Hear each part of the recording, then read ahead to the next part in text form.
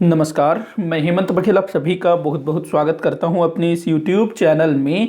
CGPSC द्वारा विगत वर्षों में आयोजित विभिन्न परीक्षाओं में छत्तीसगढ़ सामान्य अध्ययन से पूछे जाने वाले प्रश्नों पर हम लोग चर्चा कर रहे थे, जिसके अंतर्गत आज इस वीडियो में वर्ष 2017 में आयोजित सीजीपीएससी प्रारंभिक परीक्षा में छत्तीसगढ़ सामान्य अध्ययन से जो भी प्रश्न पूछे गए थे मैं उनको लेकर के आया हूँ।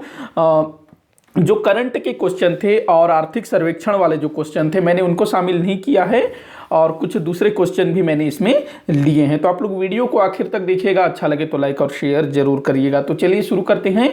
पहला क्वेश्चन मैंने लिया है, कुटुम्ब सर ये गुफाओं होना चाहिए, ऊ की मात्रा लगना यहाँ रह गया तो यहाँ ये मात्रा लग जाएगा। तो कुटुम्ब सर गुफाओं का अन्वेषण किसने किया था? तो प्रश्न काफी बार पूछा जा चुका है। कुटुम्ब सर गुफा कहाँ पर है? ये बस्तर जिले में है। कुटुम्ब सर की गुफा बस्तर जिले में कांगेर घाटी राष्ट्रीय उद्यान के अंतर्गत आती है ये गुफा। ये प्राकृतिक गुफाएं हैं और जो वर्षा काल है उस समय यहाँ से पानी वानी बहता है तो वर्षा समय में ये बंद रहता है, बाकी टाइम पे खुला रहता है। तो ये जो कुटुम्ब सर की गुफाएं हैं इनको अन्वेषण करने का कार्य, मतलब कि इनको खोजने का कार्य किया था प्रोफेसर शंकर तिवारी जी ने। तो इन्होंने इस गुफा को उजागर किया था, इसको कुटुम्ब सर गुफा के नाम से जाना जाता है। तो बस्तर जिले में है, ध्यान रखना। अगला हम लोग देखते हैं, अगला क्वेश्चन, निम्नलिखित कथनों को पढ़िए। तो इस टाइप के प्रश्न काफी पूछे जा रहे हैं अब, तो देख लेते हैं। पहला है, 29 जुलाई 1938 को छत्तीसगढ़ के पंडित रविशंकर शुक्ल ने मध्य प्रांत के द्वितीय कांग्रेस मंत्रिमंडल का गठन किया। तो देखिए 29 जुलाई 1938 क्या था कि जब 1935 का भारत शासन अधिनियम पारित होता है तो उसमें यह बोला गया था कि जो प्रांत है वहां पर उत्तरदायी सरकारों का गठन किया जाएगा। तो उसी के तहत 1937 में चुनाव होते हैं, प्रांतीय चुनाव। तो जो हमारा जो छत्तीसगढ़ है वो मध्य प्रांत एवं बरार के अंतर्गत आता था।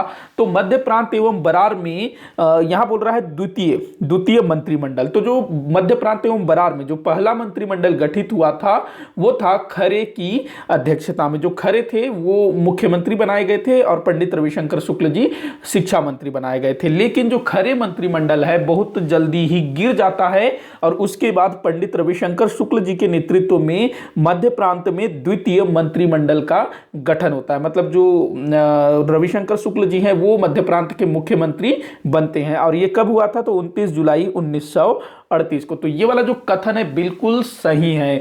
29 जुलाई 1938 को छत्तीसगढ़ के पंडित रविशंकर शुक्ल ने मध्य प्रांत के द्वितीय कांग्रेस मंत्रिमंडल का गठन किया था। पहला जो है खरे मंत्रिमंडल था और खरे मंत्रिमंडल में पंडित रविशंकर शुक्ल जी शिक्षा मंत्री थे। ये भी कई बार पूछा गया है। दूसरा बोल रहा है, मतलब ये वाला पॉइंट आपका सही है। दूसरा बोल रहा है, इस मंत्रिमंडल ने प्रांत में विद्या योजना प्रारंभ की। देखो जो विद्या योजना है ना, ये पंडित रविशंकर शुक्ल जी द्वारा शुरू किया गया था, लेकिन एक मुख्यमंत्री के रूप में इस योजना को उन्होंने शुरू नहीं किया था। इस योजना को पंडित रविशंकर शुक्ल जी ने एक शिक्षा मंत्री होने के नाते शुरू किया था। और पंडित रविशंकर शुक्ल जी शिक्षा मंत्री कब थे? खरे मंत्रिमंडल के समय में। तो ये जो विद्या योजना है वो ये द्वितीय कांग्रेस का जो मंत्रिमंडल बना था उसके द्वारा शुरू नहीं किया गया था। उसके पहले जो मंत्रिमंडल था ना उस समय ये शुरू हुआ था। हालांकि इसको शुरू किया था पंडित रविशंकर शुक्ल जी ने, जब वो पहले शिक्षा मंत्री हुआ करते थे।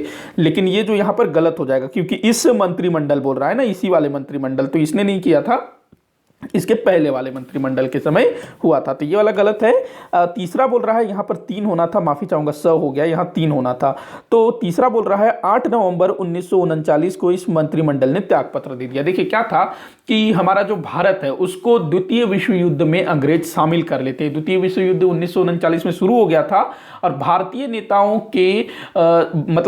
नेताओं से बिना सलाह मशवरा किए बगैर ही जो ब्रिटिश सरकार है वो भारत को भी द्वितीय विश्व युद्ध में सम्मिलित कर लेती है। तो इसके विरोध स्वरूप जितने भी प्रांतों में कांग्रेस के मंत्रिमंडल गठित थे तो वो सब इस्तीफा दे देते हैं, त्यागपत्र दे देते हैं। कब? 8 नवंबर 1939 को। तो हमारे मध्य प्रदेश में जो मध्य प्रांत में जो पंडित रविशंकर शुक्ल जी के नेतृत्व में जो मंत्रिमंडल गठित हुआ था वो भी त्यागपत्र दे देता है। तो ये भी आपका सही है। तो 1 और 3 यहां पर आपका सही है। देखते हैं क्या पूछ रहा है, कौन से कथन सत्य है ये पूछ रहा है। तो 1 और 3 यहां पर सही है, मतलब ऑप्शन ब आपका राइट आंसर होगा। अगला क्वेश्चन है, निम्नलिखित में से किस वर्ष छत्तीसगढ़ मध्य प्रांत का एक संभाग बना? ये जो क्वेश्चन है ना, मतलब बहुत बार पूछा गया है तो देखिए, जो भी क्वेश्चन बार बार रिपीट हो रहे हैं ना, वो आपके दिमाग में एकदम बैठ जाना चाहिए। वो क्वेश्चन अगर आता है पेपर में, तो उसमें आपको बिल्कुल भी सोचने समझने में समय व्यर्थ नहीं करना है। देखते ही आंसर लगाओ, आगे बढ़ जाओ। तो ये कुछ उस टाइप के क्वेश्चन है। तो देखो, निम्नलिखित में से किस वर्ष छत्तीसगढ़ मध्य प्रांत का एक संभाग बना?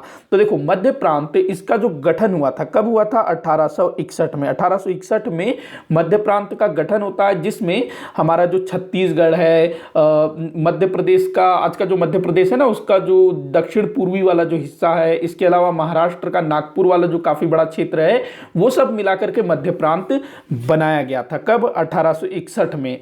और 1861 में हमारा जो छत्तीसगढ़ है, यहाँ पर 3 जिले बनाए गए थे, रायपुर, बिलासपुर और संबलपुर। और इसके ठीक एक वर्ष बाद अर्थात 1862 में इन 3 जिलों को मिलाकर के, रायपुर, बिलासपुर और संबलपुर को मिलाकर के एक संभाग बनाया गया। संभाग का नाम था छत्तीसगढ़, मुख्यालय था रायपुर। तो छत्तीसगढ़ मध्य प्रांत के अंतर्गत कब संभाग बना? तो 1862 में। ध्यान रखना। अगला क्वेश्चन देखते हैं, निम्नलिखित कथनों को पढ़िए। तो निम्नलिखित कथन दिए हुए हैं, इनको पढ़िए।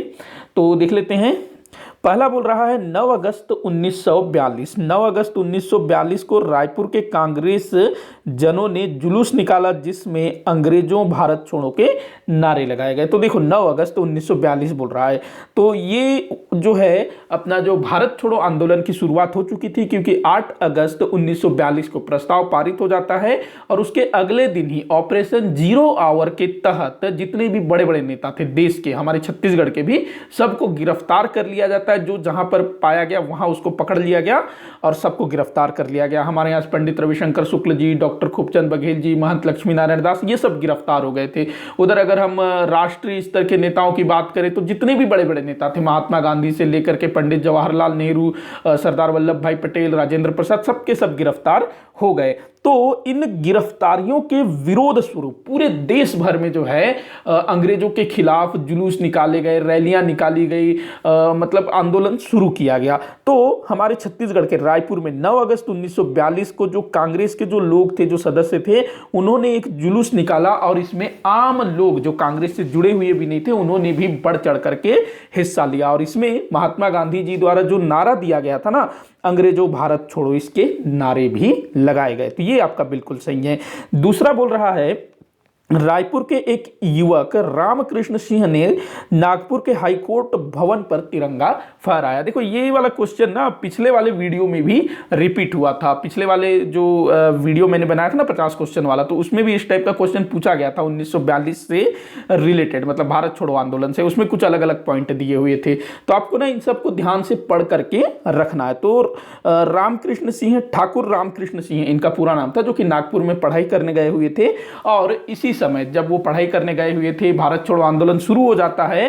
तो ये जो है 9 सितंबर 1942 को नागपुर में जो हाईकोर्ट होता है, उसके बिल्डिंग में भारत का झंडा फहरा देते हैं। तो ये बिल्कुल सही है। तो सोचो कितना मतलब हिम्मत वाला काम इन्होंने किया। बाद में इनको गिरफ्तार कर लिया गया। मतलब उस टाइम पे जो भी ऐसा कुछ करता था ना, उसको गिरफ्तार कर लिया जाता था। तीसरा बोल रहा है, बिलासपुर में 9 अगस्त 1942 को विद्यार्थियों ने, होना था यहाँ पर, तो बिलासपुर में 9 अगस्त 1942 को विद्यार्थियों ने हड़ताल की। तो देखो, जिस तरह से रायपुर में हड़ताल हुआ ना, ठीक उसी तरह से बिलासपुर में भी हड़ताल, आंदोलन, जुलूस, ये सब हुआ। लेकिन ये जो विद्यार्थियों का हड़ताल बोल रहा है, ये 9 अगस्त को नहीं हुआ था, ये ना 15 अगस्त को हुआ था। कब? 15 अगस्त 1942 को बिलासपुर में हड़ताल हुआ था छात्रों द्वारा। तो ये वाला आपका गलत हो जाएगा, इसको ध्यान रखेंगे। यहाँ पर जो है ना, बिलासपुर में कालीचरण, इन्होंने नेतृत्व किया था इन छात्रों का। और ये जो 9 अगस्त 1942 को जो रायपुर में हड़ताल हुआ था, इसमें त्रेतानाथ तिवारी इन्होंने नेतृत्व किया था। और इसके ठीक दूसरे दिन 10 अगस्त 1942 को रायपुर में छात्र आंदोलन हुआ, जिसका नेतृत्व किसने किया था? रणवीर सिंह शास्त्री ने। तो ये तमाम नाम आप लोग याद रखेंगे। देखो, बार बार ये क्वेश्चन आप लोगों के सामने आता रहेगा ना, तो आपके दिमाग में बिल्कुल ये बैठ जाएगा। और क्वेश्चन आपके सामने आएगा तो आपको आराम से याद आ जाएगा कि हाँ, इस व्यक्ति ने इस दिन हड़ताल किया था, इसने उस दिन। तो 9 अगस्त 1942 को त्रेतानाथ तिवारी के नेतृत्व में रायपुर में जुलूस निकाला गया। उसके बाद 10 अगस्त 1942 को रणवीर सिंह शास्त्री। 15 अगस्त 1942 बिलासपुर में छात्रों द्वारा हड़ताल किया गया कालीचरण के नेतृत्व में। और जो रामकृष्ण सिंह थे, इन्होंने नागपुर में 9 सितंबर 1942 को हाईकोर्ट में झंडा फहरा दिया था। तो ये तमाम बातें आप लोग ध्यान रखेंगे। एक और दो यहाँ पर सही होगा। अरे यहाँ पर मैंने कूट नहीं दिया है, माफी चाहूंगा, मैं बहुत सारे प्रश्नों में ना कूट देना भूल जाता हूँ। खैर, आप लोग इन चीजों को ध्यान रखिएगा। अगला क्वेश्चन है, छत्तीसगढ़ में मराठा शासन काल में निम्नलिखित स्थानों पर विद्रोह हुई। ये क्वेश्चन भी ना रिपीटेड क्वेश्चन है, बहुत बार पूछा गया है। तो देखो, एक तो धमधा में हुआ था। धमधा का जो जमींदार है वो तो अपनी पत्नी के साथ पानी में डूब करके सुसाइड कर लेता है जब उसको पता चलता है कि जो मराठा शासक बिंबाजी उससे लड़ने को आ रहे हैं, तो पहले ही जो है सुसाइड कर लेता है धमधा का जमींदार। बरगढ़, यहां पर भी विद्रोह हुआ था, तारापुर में भी हुआ था, कवर्धा में नहीं हुआ था। तो आपका आंसर जो है ये हो जाएगा। अच्छा, किस पर विद्रोह कहां कहां हुए थे? तो 1, 2, 4 में विद्रोह हुआ था। 1, 2, 4 ये आपका आंसर होगा। आगे बढ़ते हैं, अगला क्वेश्चन देखते हैं। प्रथम छत्तीसगढ़ी फिल्म कही देबे संदेश के निर्देशक कौन थे? तो ये क्वेश्चन पूछा गया था 2017 सीजीपीएससी प्रीलिम्स में। तो कही देबे संदेश ये जो है छत्तीसगढ़ी भाषा में निर्मित पहली फिल्म थी, छत्तीसगढ़ी भाषा। तो जो कही देबे संदेश है, इसके निर्देशक कौन थे? डायरेक्टर। तो डायरेक्टर कौन थे इसके? तो मनु नायक जी। मनु नायक जी इसके डायरेक्टर थे और ये हमारे छत्तीसगढ़ की पहली फिल्म थी। वहीं ये सतीश जैन, जो सतीश जैन है ना, ये हमारे छत्तीसगढ़ में निर्मित पहली रंगीन फिल्म जिसका नाम है मोर छैया भुइयां, उसके ये निर्देशक थे। तो ये भी आप लोगों को याद रखना है, पहली रंगीन फिल्म मोर छैया भुइयां और उसके निर्देशक थे सतीश जैन। और ये जो हनुमंत नायडू है ना, इन्होंने कही देबे संदेश के गीत इसको मतलब गाए थे, ध्यान रखेंगे, इसको गीतकार थे ये कही देबे संदेश फिल्म के। तो मनु नायक इसके निर्देशक थे। आगे बढ़ते हैं, अगला क्वेश्चन देखते हैं। महानदी का प्राचीन काल में एक नाम था। तो महानदी का प्राचीन समय में एक नाम क्या मिलता है? ताप्ती। भाई ये तो अलग ही एक नदी है ना, मध्य प्रदेश गुजरात में प्रवाहित होती है ताप्ती नदी, नर्मदा नदी के समानांतर बहती है ना। और ताप्ती नदी के तट पर कौन सा नगर है? सूरत। देखो, मैं जितनी भी बातें बताता हूं ना सब इंपॉर्टेंट है। आपसे ये भी पूछा जा सकता है ना कि सूरत किस नदी के तट पर है, जो भारत का जो सामान्य अध्ययन पूछेगा उसके अंतर्गत भूगोल का ये सवाल हो गया कि सूरत किस नदी के तट पर है। ऐसे ही मैं जो भी बातें बताता हूं सब इंपॉर्टेंट होता है। तो ताप्ती, सूरत, इसके किनारे है मंदाकिनी। मंदाकिनी ये जो है आपका जो इंद्रावती नदी है ना बस्तर क्षेत्र में जो प्रवाहित होती है उसको मंदाकिनी कहा जाता था। इसके अलावा मंदाकिना देश की दूसरी नदियों को भी कहा गया है। उसके बाद दिया है चित्रोत्पला। तो चित्रोत्पला ही द्वापर युग में महानदी को कहा जाता था। देखो 4 युग है, सतयुग, द्वापर युग, त्रेता युग और उसके बाद कलयुग। तो जो द्वापर युग है उसमें महानदी को चित्रोत्पला कहा गया है। निरंजना, ये जो निरंजना नदी है, ये देखिए जो महात्मा बुद्ध थे उनको निरंजना नदी के तट पर ज्ञान प्राप्त हुआ था। बोध गया में निरंजना नदी के तट पर पीपल वृक्ष के नीचे वैशाख पूर्णिमा के दिन उनको ज्ञान प्राप्ति हुआ था निरंजना नदी के तट पर। और निरंजना नदी को आज के समय में फल्गु नदी के नाम से जाना जाता है। तो ये तमाम बातें आप लोग ध्यान रखेंगे। तो इसका आंसर होगा चित्रोत्पला। आगे बढ़ते हैं, अगला क्वेश्चन देखते हैं। छत्तीसगढ़ का पहला किसान शॉपिंग मॉल कहां स्थापित किया गया है? तो ये वाला क्वेश्चन उस टाइम पे काफी ट्रेंड में रहा 2017 में। तो ये जो किसान शॉपिंग मॉल है ये राजनांदगांव में स्थापित हुआ है, छत्तीसगढ़ का पहला किसान शॉपिंग मॉल। अगला क्वेश्चन है, कुटुमसर गुफा किस जिले में स्थित है? अच्छा, मैं एक चीज बताना चाहूंगा कि जो 2017 जो प्रीलिम्स का जो एग्जाम था ना उसमें कुटुमसर गुफा से 2 क्वेश्चन पूछे गए थे। सीजीपीएससी ना कई बार ऐसा करता है, एक ही टॉपिक से वो 2, 3, 4, 5 क्वेश्चन भी पूछ देता है। तो आप इसमें मतलब ये मत सोचिएगा कि एक ही टॉपिक से 2-3 क्वेश्चन ले लिया हूं, मतलब वो 1, 2, 3, 4, 5 क्वेश्चन तक भी ले लेता है एक ही टॉपिक से। तो कुटुमसर गुफा किस जिले में है? बस्तर जिले में, मैंने बताया था बस्तर जिले में है कुटुमसर गुफा, कांगेर घाटी राष्ट्रीय उद्यान में। राजनांदगांव का चितवा डोंगरी क्यों प्रसिद्ध है? तो ये काफी बार पूछा गया क्वेश्चन है। एक तो ये पूछता है कि चितवा डोंगरी कहां पर है, तो राजनांदगांव जिले में है चितवा डोंगरी। तो किस लिए प्रसिद्ध है? अब यहाँ चित्त शब्द से आप लोग चीता को मत करिएगा, ये जो है ना प्राग ऐतिहासिक शैल चित्रों के लिए बड़ा प्रसिद्ध है चितवा डोंगरी। प्राचीन यहाँ मतलब ना प्रागैतिहासिक कालीन काफी सारे शैल चित्र प्राप्त हुए हैं। अगला क्वेश्चन है छत्तीसगढ़ में तिब्बती शरणार्थी को कहां बसाया गया, ये क्वेश्चन भी काफी बार पूछा गया है। तो सरगुजा जिले के मैनपाट जो कि एक पर्वतीय स्थल है, तो यहां पर मैनपाट में इन तिब्बती शरणार्थियों को बसाया गया है। कब? 1962 में इनको यहां पर बसाया गया, 1962 के आसपास में मैनपाट। वहीं जो पखांजूर जो कांकेर जिले में है, यहां पर बांग्लादेशी शरणार्थियों को बसाया गया है। तो मैनपाट और बांग्लादेश आप लोग ध्यान रखेंगे, मैनपाट में तिब्बत, पखांजूर में बांग्लादेश।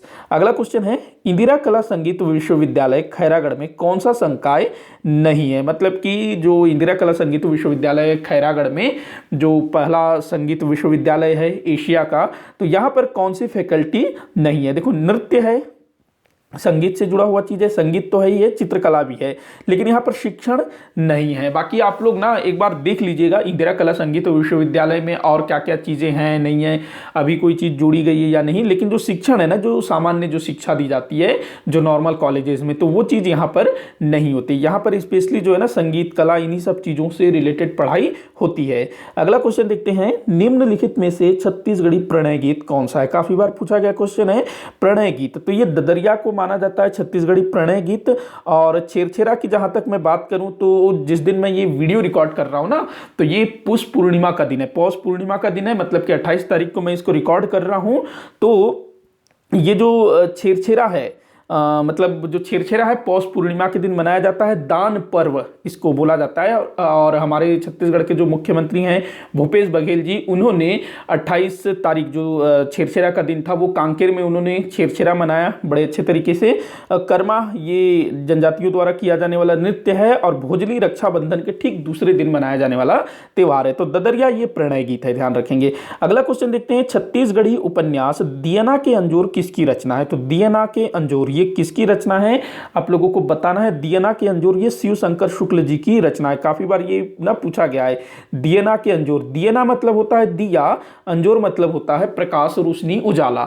तो दिया के दीपक की रोशनी, ये हम लोग बोल सकते हैं, दीपक की रोशनी, दियना के अंजोर।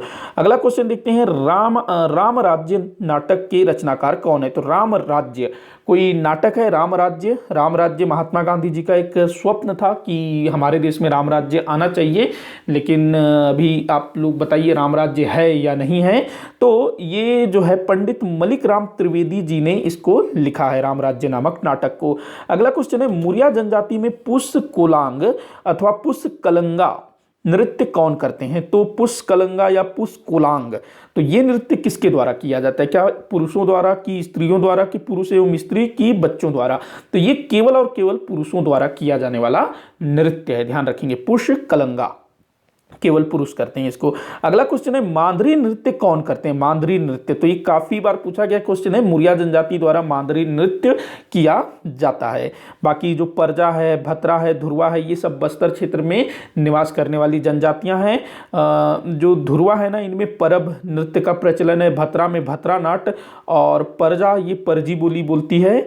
अगला क्वेश्चन देखते हैं, छत्तीसगढ़ में कथक नृत्य के विकास में किसका योगदान था। बड़ा ही सरल क्वेश्चन है। तो आपके जो राजा चक्रधर सिंह थे, इनका जो है छत्तीसगढ़ में कथक नृत्य के विकास में विशेष योगदान था। जो राजा रतन देव हैं, ये कलचुरी वंश के शासक थे, जिन्होंने रतनपुर को कलचुरियों की राजधानी बनाई। राजा वीरेंद्र बहादुर सिंह, ये खैरागढ़ के राजा थे, जिन्होंने खैरागढ़ में इंदिरा कला संगीत विश्वविद्यालय की स्थापना की। जो राजा कामसेन थे, ये डोंगरगढ़ से संबंधित थे, डोंगरगढ़ इन्हीं के नाम पर, डोंगरगढ़ का जो प्राचीन नाम है ना कामावती पुरी मिलता है, कामावती पुर या कामावती पुरी, तो इन्हीं के नाम पर कामावती पुरी नाम रखा गया था राजा कामसेन। तो चक्रधर ये कथक नृत्य और रायगढ़ घराने से ये संबंधित है। अगला क्वेश्चन है, सरहुल त्योहार कौन सी जनजाति मनाती है। कई बार पूछा गया है, उरांव जनजाति द्वारा सरहुल त्योहार मनाया जाता है। चैत्र मास के पूर्णिमा को ये त्योहार मनाया जाता है। और सरहुल जो है एक नृत्य भी है, मतलब कि जो सरहुल जो त्योहार है उसमें नृत्य भी होता है, तो सरहुल पर्व भी है और सरहुल नृत्य भी है। ये जो सरहुल त्योहार है ये किस लिए मनाया जाता है, जो साल वृक्ष है जब उसमें फूल खिलता है ना, तो उस खुशी में ये लोग ये पर्व मनाते हैं। इनका ऐसा मानना है कि इनकी जो देवी है, इनकी जो इष्ट देवी है सरना देवी, वो साल वृक्ष में निवास करती है, और जैसे ही साल वृक्ष में फूल खिलता है मतलब इनकी देवी प्रसन्न हो गई, तो ये लोग फिर ये वाला पर्व मनाते हैं और फिर सरहुल नृत्य करते हैं। अगला क्वेश्चन देखते हैं, कथक ये क्या हो गया, ये मेरे ख्याल से ना कत्था होना था, यहाँ आ की मात्रा आना था, आ की मात्रा, हाँ कत्था, जो पान में लगता है ना कत्था, तो कत्था बनाने वाली अनुसूचित जनजाति कौन सी है? तो हमारे छत्तीसगढ़ में एक मतलब जनजाति है जो कि कत्था बनाने का काम करती है, कत्था निकालने का काम करती है। तो कौन है वो? खैरवार। खैरवार जनजाति के जो लोग हैं वो खैर नामक वृक्ष से कत्था निकालने का काम करते हैं, खैर नामक वृक्ष से कत्था निकालने का काम करते हैं। कोरकू जो है मिट्टी खोदने का काम करते हैं। बिंझवार जनजाति जिनमें तीर विवाह का प्रचलन है और अपने शहीद वीर नारायण सिंह जी बिंझवार जनजाति से थे। अगला क्वेश्चन देखते हैं, छत्तीसगढ़ की प्राचीन भाषा का नाम क्या था? काफी बार ये भी पूछा गया है, कोसली। कोसली जो है छत्तीसगढ़ की प्राचीन भाषा को बोला जाता है, कोसली। देखो इस क्षेत्र का नाम था कोशल और यहाँ जो बोली भाषा बोली जाती थी उसको कोसली कहा जाता था। ये जो हल्बी है बस्तर क्षेत्र में बोली जाने वाली बोली है। अगला क्वेश्चन है, मेघनाथ पर्व किस जनजाति से संबंधित है? तो देखो मेघनाथ पर्व ये गोंड जनजाति से संबंधित है। मेघनाथ पर्व गोंड जनजाति से संबंधित है। वहीं अगर मेघनाथ खंब, मेघनाथ खंब, खंब मतलब खंबा, तो मेघनाथ खंब पूछे तो वो कोरकू जनजाति से संबंधित है। कोरकू जनजाति में ना खंब स्वांग करके एक ये लोग उत्सव मनाते हैं जिसमें मेघनाथ खंब की स्थापना की जाती है। तो खंब स्वांग और मेघनाथ खंब ये कोरकू जनजाति से संबंधित है और मेघनाथ पर्व ये गोंड जनजाति से संबंधित है। अगला क्वेश्चन है, छत्तीसगढ़ में कबीर पंथ के संस्थापक कौन थे? तो धनी धर्मदास जी जो कि कबीरदास जी के शिष्य थे, इन्होंने छत्तीसगढ़ में कबीर पंथ की स्थापना की थी। गुरु घासीदास जी सतनाम पंथ से संबंधित हैं। अगला क्वेश्चन है, कहाँ का मढ़ई सर्वाधिक प्रसिद्ध है? तो देखो मढ़ई मेला हमारे छत्तीसगढ़ में अभी माघ महीने से शुरू होने वाला है। तो जो नारायणपुर का मढ़ई है ना ये बड़ा फेमस है। नारायणपुर का मढ़ई वो क्यों फेमस है? क्योंकि यहाँ इस मेले में ना, इस मढ़ई में यहाँ का जो संस्कृति है उसको देखने को मिलता है और इसको देखने के लिए काफ़ी मतलब विदेशों से भी लोग यहाँ पर आते हैं। सुकमा में एक मेला होता है रामाराम मेला, ये आप लोग ध्यान रखेंगे। कोंडागांव में भी मढ़ई मेले का आयोजन होता है लेकिन नारायणपुर का स्पेशल है, सबसे ज़्यादा प्रसिद्ध है। अगला क्वेश्चन है, छत्तीसगढ़ की सबसे साक्षर जनजाति कौन सी है? तो छत्तीसगढ़ की सबसे साक्षर जनजाति है उर्रांव। उर्रांव जनजाति छत्तीसगढ़ की सबसे साक्षर जनजाति मानी जाती है। अगला क्वेश्चन देखते हैं, छत्तीसगढ़ में उद्यानिकी क्षेत्र में किस फसल का क्षेत्र सबसे अधिक है? तो उद्यानिकी क्षेत्र में ना सब्जियों का क्षेत्र सबसे अधिक है, सब्जियां, ध्यान रखना इसको। अगला क्वेश्चन है, जिला न्यायाधीश शब्द संविधान के किस अनुच्छेद में आया है? जिला न्यायाधीश, तो जिला न्यायाधीश का जो शब्द है ये किस अनुच्छेद में आया है ये आप लोगों को बताना है। तो ये अनुच्छेद 233 से संबंधित है, अनुच्छेद 233। अगला क्वेश्चन है, रायपुर को नगर निगम का दर्जा कब दिया गया था? तो ये भी काफी बार पूछा गया क्वेश्चन है। 1967 में रायपुर को नगर निगम का दर्जा दिया गया। इससे पहले हमारे छत्तीसगढ़ में कोई भी नगर निगम नहीं था। अगला क्वेश्चन है, पंचायतों में अनुसूचित जाति और अनुसूचित जनजातियों को स्थान आरक्षण का प्रावधान निम्न में से किस अनुच्छेद में है? तो देखो जो पंचायती राज व्यवस्था है उसमें अनुसूचित जाति मतलब कि SC और अनुसूचित जनजाति मतलब कि ST, इन दोनों को जो है आरक्षण दिया गया है, आरक्षण का प्रावधान है। तो ये किस अनुच्छेद में मिलता है? तो ये मिलता है 243 घ, 243 घ में ये मिलता है, ध्यान रखेंगे 243 घ। अंग्रेजी में इसको D बोलेंगे, 243 D, इस तरह से आप लोग याद रखेंगे। अगला क्वेश्चन है, यदि बजट विधानसभा में प्रस्तुत होने से पहले ही खुल जाए तो क्या होगा? मान लो कि बजट तैयार किया गया है, उसको विधानसभा में प्रस्तुत करना है, लेकिन उससे पहले ही बजट जो है खुल जाए, मतलब कि वो पूरी तरह से मतलब खुल जाए, लोगों के सामने आ जाए, तो क्या होगा ऐसी स्थिति में? क्या कार्यवाही जैसी चलनी थी वैसे ही चलेगी, या फिर मंत्रिपरिषद को त्यागपत्र देना होगा, या मुख्यमंत्री को त्यागपत्र देना होगा, या वित्त मंत्री को त्यागपत्र देना होगा? तो यहाँ पर जो वित्त मंत्री है उसकी जिम्मेदारी बनती है कि वो जो बजट है उसको संभाल करके रखे, उसको जो है विधानसभा में प्रस्तुत होने से पहले कहीं भी उसको जाहिर न करे। तो वित्त मंत्री का यहाँ दायित्व बनता है, अगर ऐसा कुछ हो जाता है तो वित्त मंत्री को अपने पद से त्यागपत्र देना होगा। अगला क्वेश्चन है, खंड और जिला पंचायतों की सीमा में परिवर्तन की अधिसूचना कौन जारी करता है? मतलब खंड मतलब जो जनपद पंचायत है, जिला पंचायत है, तो इनकी सीमाओं में परिवर्तन करने के लिए कोई अधिसूचना कौन जारी करता है? तो ये राज्यपाल द्वारा जारी किया जाता है। अगला क्वेश्चन देखते हैं, सर्वाधिक जनसंख्या वाला विशेष पिछड़ी जनजाति समूह है। तो सर्वाधिक जनसंख्या वाला विशेष पिछड़ी जनजाति 5 विशेष पिछड़ी जनजातियां हैं और राज्य के साथ मिलाकर के 7। कौन कौन सी है?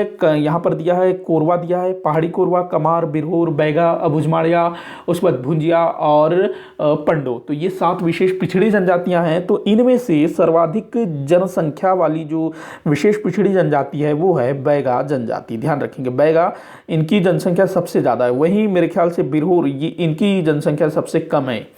हाँ, इनकी जनसंख्या सबसे कम है बिरहोर की, बैगा की जनसंख्या सबसे ज़्यादा है विशेष पिछड़ी जनजातियों में।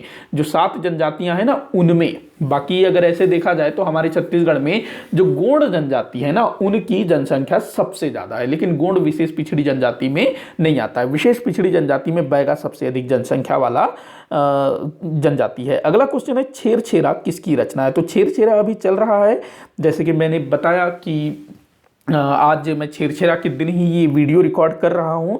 तो छेरछेरा नामक किसी ने पुस्तक भी लिखा हुआ है, तो ये किसकी रचना है ये आप लोगों को बताना है। तो ये ना कृष्ण कुमार शर्मा, इन्होंने लिखा है छेरछेरा नामक पुस्तक। ध्यान रखेंगे, पूछा जा सकता है, कृष्ण कुमार शर्मा इन्होंने छेरछेरा नामक पुस्तक की रचना की है। अगला क्वेश्चन है, निम्न में से कौन सी नदी महानदी की दक्षिण से आकर मिलने वाली सहायक नदी नहीं है? तो देखो, हमारे जो महानदी है, शिवनाथ है, हसदो है, तो इन नदियों की जो सहायक नदियां हैं, कौन सी नदी उत्तर से मिलती है, दक्षिण से मिलती है, दाएं से मिलती है, बाएं से मिलती है, इस तरह से प्रश्न पूछा जाता है। तो आप लोग ना अच्छे से देख लीजिएगा। तो देखो, जो पैरी है ये दक्षिण से मिलती है, सोंढूर भी दक्षिण से मिलती है, लात भी दक्षिण से मिलती है, लेकिन जो केलो है ना ये उत्तर से आकर के मिलती है। तो आपका आंसर क्या होगा? द। अगला क्वेश्चन है, खुड़िया परियोजना को किस अन्य नाम से जाना जाता है? खुड़िया परियोजना, देखो ये ना इस परियोजना में, मतलब ये जो खुड़िया परियोजना है ना, इसमें काफी सारे बच्चे जो है बहुत कंफ्यूज हो जाते हैं।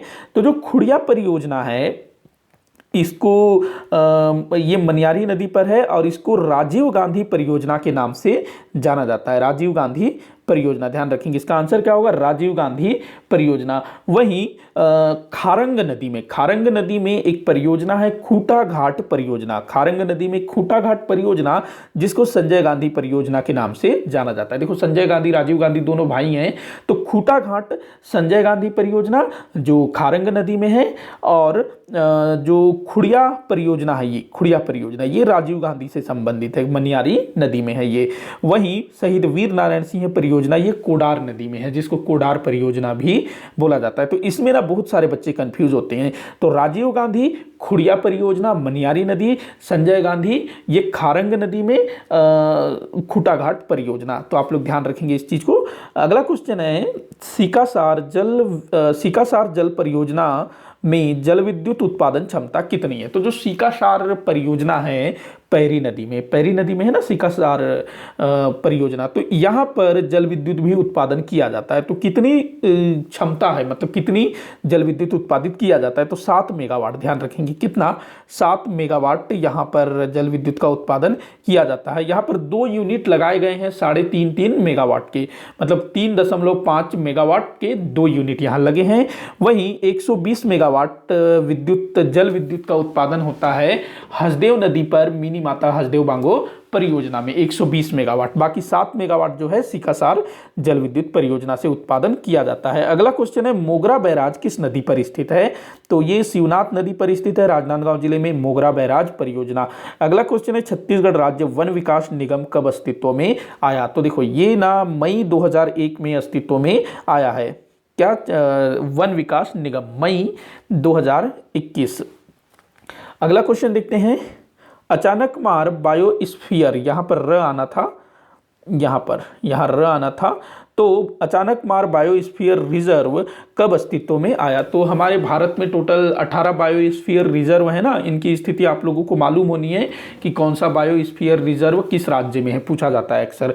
तो एक हमारे छत्तीसगढ़ में भी है अचानक मार बायोस्फीयर रिजर्व। इसकी स्थापना कब हुई थी? तो 2005 में, और ये 14वें नंबर का है, ये भी आप लोग ध्यान रखेंगे, 14वें नंबर का है। टोटल 18 है ना, तो उनमें से 14वें नंबर का ये अचानक मार बायोस्फीयर रिजर्व है। अगला क्वेश्चन है, छत्तीसगढ़ी में छेरी किसे कहा जाता है? तो छेरी किसको बोला जाता है? छोटी लड़की को, बकरी को, बछड़े को, बकरा को। तो जो बकरी है उसको छेरी बोला जाता है। बकरी को क्या बोला जाता है? छेरी। इस टाइप से प्रश्न पूछा जाता है, स्पेशली जो सी सेट का जो पेपर होता है ना उसमें। अगला क्वेश्चन है, लाल दलगंजन सिंह ने किस विद्रोह का नेतृत्व किया था? तो देखो, लाल दलगंजन सिंह इसने ना भूपाल देव के समय में, ये बस्तर क्षेत्र में से संबंधित है लाल दलगंजन सिंह। तो काकतीय वंश के शासक थे भूपाल देव।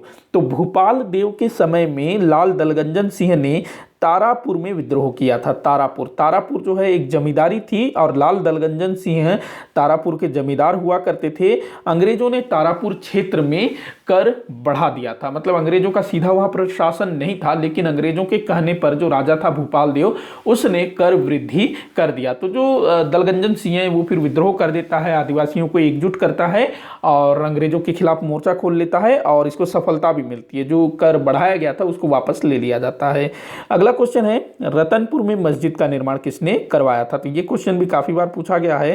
तो बिंबाजी, इन्होंने जो है रतनपुर में मस्जिद का निर्माण करवाया, क्योंकि देखो जो मराठे जब यहाँ पर आए तो उनके साथ मुस्लिम भी आए, तो अब उनको अपना जो भी धार्मिक क्रियाकलाप करना है तो उसके लिए एक स्थल चाहिए। तो मस्जिद का निर्माण बिंबाजी के समय हुआ था, हमारे छत्तीसगढ़ की पहली मस्जिद। अगला क्वेश्चन है, निम्न कथनों पर विचार कीजिए, देख लेते हैं।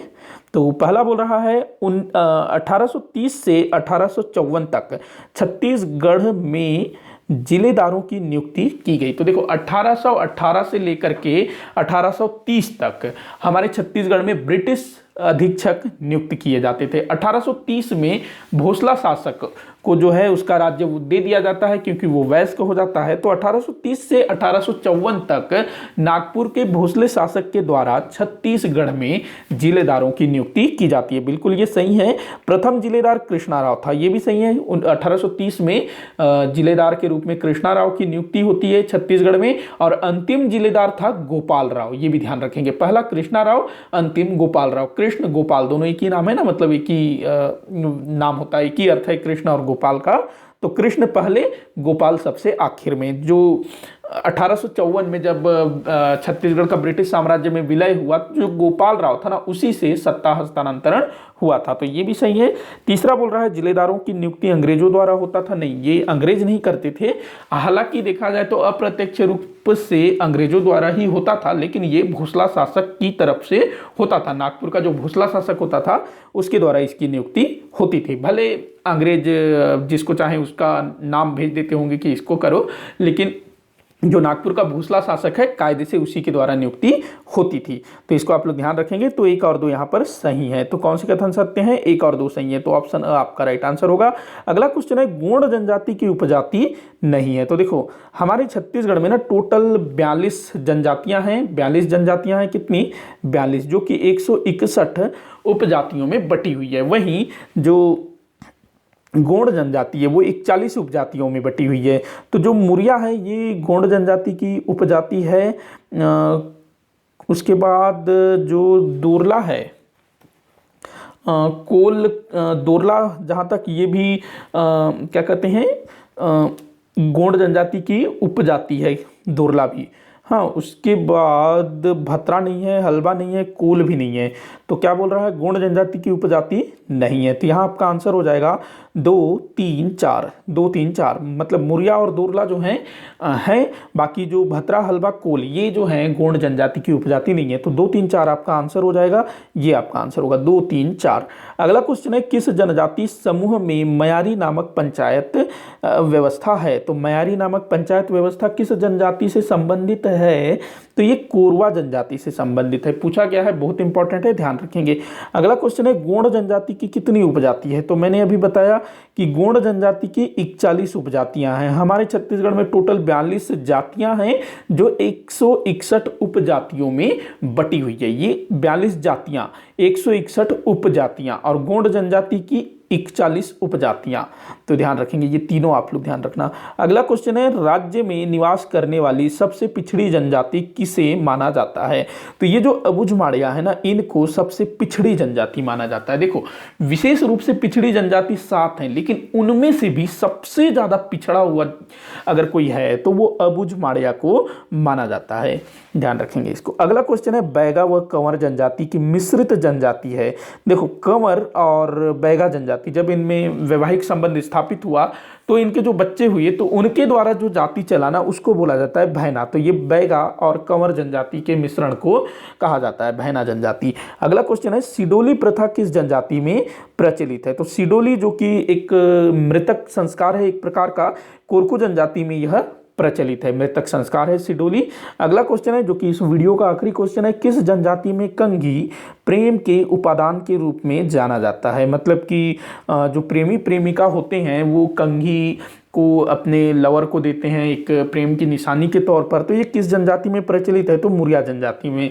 वैसे अगर हम देखें तो बस्तर क्षेत्र में जितनी भी जनजातियां हैं लगभग इस टाइप की चीज प्रचलन में है, लेकिन विशेष करके मुरिया जनजाति में जो कंघी है उसको प्रेम का उपादान माना गया है। तो आज का वीडियो यहीं पर समाप्त होता है। आप लोग मुझे कमेंट करके बताइएगा कि आपसे कितने क्वेश्चन सॉल्व हुए, और किसी भी क्वेश्चन में आपको डाउट है, मेरे द्वारा जो भी जानकारी दी गई उसमें आप लोगों को डाउट लगता है तो नीचे कमेंट बॉक्स में जरूर लिखिएगा ताकि मैं उसको सॉल्व कर सकूं। वीडियो को ज़्यादा से ज़्यादा शेयर करिएगा, लाइक करिएगा, चैनल को सब्सक्राइब करिएगा। वीडियो को आखिर तक देखने के लिए बहुत बहुत धन्यवाद।